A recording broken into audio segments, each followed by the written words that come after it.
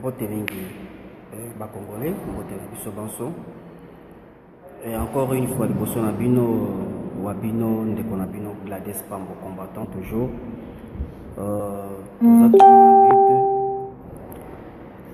Toujours toujours na lutte na biso ebi na mboka na biso boyebi problème toza nango vraiment. Et ça problème encore délicat oh esengeli biso nyonso to s'imposer, biso nyonso to s'impliquer na problème oh toza nango na mboka pour trouver solution. Sinon et cause la vraiment ma mingi pour avenir na biso pour avenir abana na biso pour avenir ya mboka na biso Congo. Donc toujours bino mo boyebi et donc situation autre na mboka na biso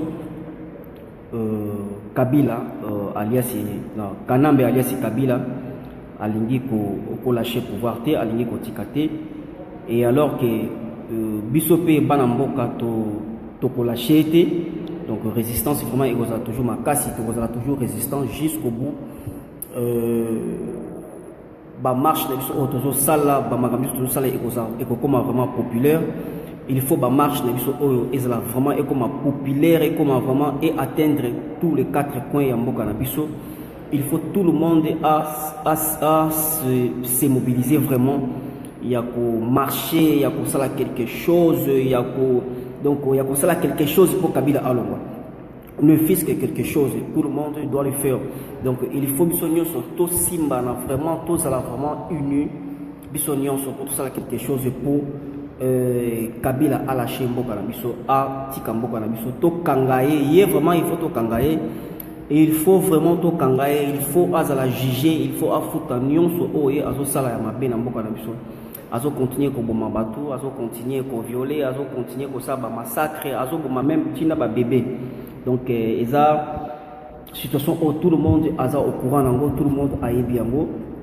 Vraiment nous devons faire quelque chose pour tous les solutions na mboka na biso. Vraiment et donc c'est déplorable, tout le monde a compris. Tout le monde réaction ya basango bango bakoti makambo ba prêtre, ba chrétien, ba sambela ka ba pasteur, tout le monde bakoti makambo mais chose grave au tozoko kamo. Comment est-ce que nos policiers et nos soldats na bakoti makambo te? Armée na biso FARDC na la police et continue à alors toujours comment est-ce que la FARDC et ça et comme côté fandi na on comme si rien n'est là comme si le mot isolé katé fandi na bazana bango à l'aise bazo boma bande on a bango au contraire bango bazo contribuer pour ko boma biso et la police ils ont contribuer pour ko boma population on ne comprend plus rien. Comment est-ce que yo policier o yebi que non Kabila, position na yebani, Kabila c'est un étranger, Kabila c'est un Rwandais, Kabila azana un pion au batiaki pour maltraiter le peuple congolais, pour bombarder le peuple congolais. Oyebi na yo policier, mais comment est-ce que yo obéir na ordre na ye? Ozoko obéir na ordre à un étranger pour détruire mboka na yo et puis oza à l'aise. On n'arrive pas à comprendre comment est-ce que policier bazoko penser na ba acte ya vandalisme au bango bazo sala par rapport ya situation au tozana na mboka na biso. Comment est-ce que yo policier okobima na ndako na yo policier oza congolais obimi na ndako na yo étant que congolais okei pa ya Rwandais wana Kabila atindi yo kende bomande ko na yo pe policier okei obomi ndeko na yo. Et ça inexplicable. Donc on doit faire la part des choses. Bino ba policier il faut comprendre que Kabila n'est pas un Congolais, Kabila c'est un étranger. Et ça, donc c'est noir sur blanc. Et ça, il faut pas pour comprendre. Kabila c'est pas un Congolais, Kabila c'est un Rwandais, c'est un sujet rwandais. Et puis, Aza pion pour maltraiter, pour massacrer, pour détruire le pays. Et toi, yo policier, au coquille obéir dans l'ordre n'a été. Et ça, pratiquement impossible. Même Binoba et les mains FARDC. Beaucoup de tikate la Kabila, un étranger, un vagabond, un idiot, un meurtrier, asala oyo azosala mboka na bino sans pour autant réagir. Bozo réagir te bofandi na bino boza ba mandoki na bandako na bino boza ba mandoki na ba caserne na bino bofandi bozo sala eloko moko te. Chose grave Il faut bosala quelque chose. Nos policiers, bas soldats soit FARDC, vous devez faire quelque chose pour libérer Mboka. Bozo sala Sonia armée na biso. FARDC bozo sala Sonia armée. Chef d'état-major Didier Etumba. Yango to comment on Didier Etula. Bozo sala Sonia armée. N'habitez ceux qui Kabila bala on a combien pour tout ça mbongo. Tout ça mbongo li bala na po li bala na isa li bala moko ya mabe. Didier Etula. Kabila a foutu combien, Abala on a combien? Qu'est-ce que Kabila a donné pour Abala yo? Pour Okoma qui zengi nengoana. Tu n'arrives à aux même attaque décision, mon côté étant chef d'état-major, il y a République démocratique du Congo. Tu n'arrives à rien faire. Au fandi le rôle à tabac.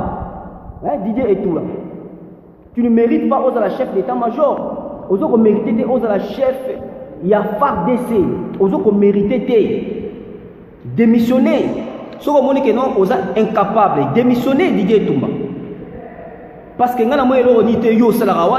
tu ne fais rien.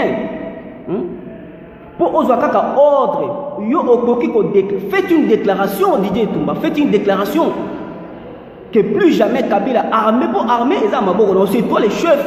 Aux chefs, faites une déclaration. Tu ne fais rien. Aux autres tu ne fais rien. Ma famille bazo kufa, ma famille bazo violer bango.